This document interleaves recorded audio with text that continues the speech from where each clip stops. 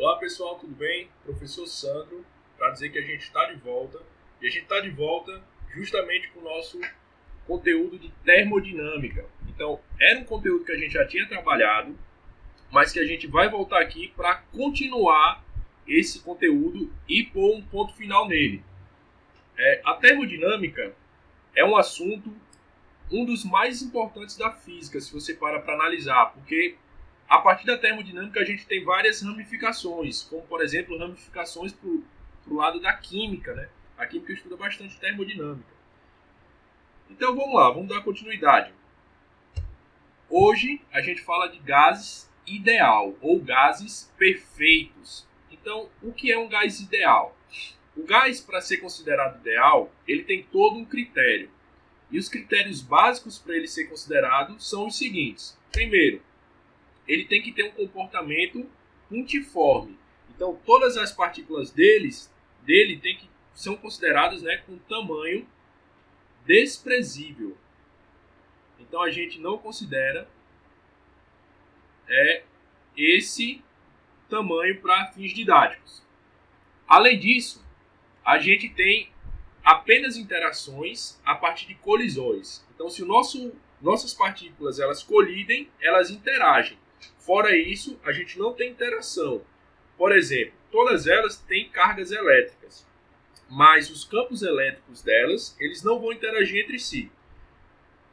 E a partir do momento que eles colidem, a gente pode ter uma perca de energia, mas para ser considerado perfeito, a gente tem que essas colisões são elásticas, ou perfeitamente elásticas. Isso garante que a gente não perde energia. Beleza? Então a gente não perde energia.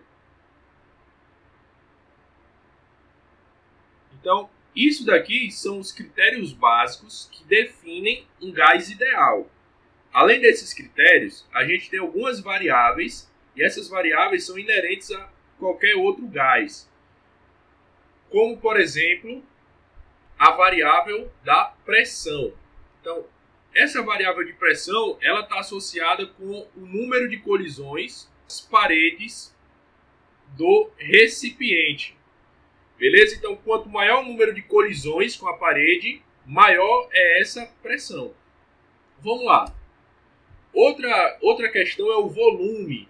Então, esse volume ele é definido de acordo com a quantidade de energia que tu tem no teu gás. Então, se tu tem uma alta energia, né, você vai ter um volume maior. Se você tem baixa, você vai ter um volume menor, levando em conta as outras variáveis também. Tá certo? Sempre deixar isso claro, porque não depende de uma só. Além dessa variável de volume, a gente tem a variável de temperatura, né? A gente já definiu temperatura em aulas anteriores, e aqui a gente tem que ela também se relaciona como uma variável de um gás. Durante alguns estudos, perceberam que essas variáveis se relacionavam da seguinte maneira. P V sobre T era igual a uma constante. Então isso quer dizer o quê? Que se você mexia em uma, a outra diminuía. E vice-versa. Isso ia acontecendo e pode ser bem exemplificado na nossa figura aqui. Por exemplo, aqui eu tenho dois estados de um gás. O estado A e o estado B. Olha só o que está acontecendo. Nesse estado eu tenho um volume A e aqui eu tenho um volume B. O que aconteceu referente ao volume, com relação ao volume? Nota que o volume diminuiu. Mas para o volume diminuir, a pressão teve que aumentar. E a partir desse estudo, beleza? E a partir desse estudo, foram desenvolvidas uma relação, beleza? Que foi denominada de Lei Geral dos Gases. Então, dado um gás em um estado A,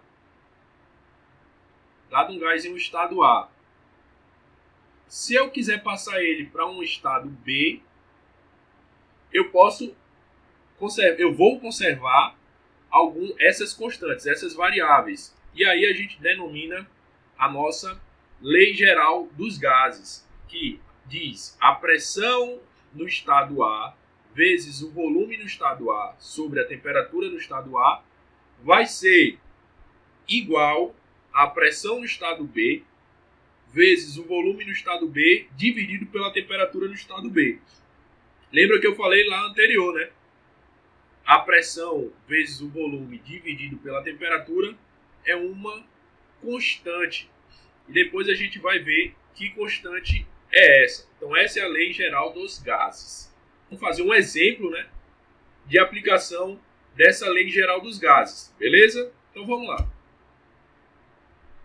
Determinada massa de gás, oxigênio, né, o gás oxigênio, ocupa um volume de 12 litros. Ó. Então eu já tenho um V1.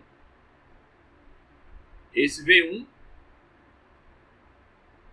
12 litros. Há uma pressão de 3 atm. Ó. Então tem um P1 de 3 atm.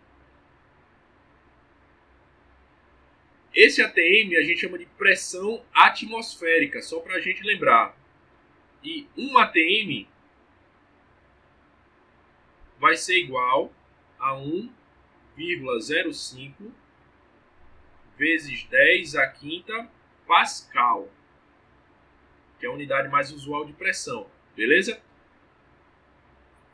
E na temperatura de 27 graus Celsius. Então aqui eu tenho T1 também. T1, 27 graus Celsius. Essa temperatura, muitas vezes a gente trabalha ela em Kelvin, beleza? E aí, lembra lá do que a gente falou, como é que a gente transforma de Celsius para Kelvin. Vamos continuar aqui. Que volume ocupará essa mesma massa de oxigênio na temperatura de 327 graus Celsius a uma pressão de 1 atm? Então aqui, ó, eu dei uma temperatura 2, uma temperatura 2 de 327 graus Celsius, a uma pressão P2 de 1 atm. Certo? E eu quero descobrir o volume nessa questão, né? O volume 2. Então, isso daqui cabe muito bem à lei geral dos gases, que diz o quê? PAVA sobre TA igual a PB VB sobre TB. Vou apagar isso aqui para não atrapalhar a gente. Então vamos lá.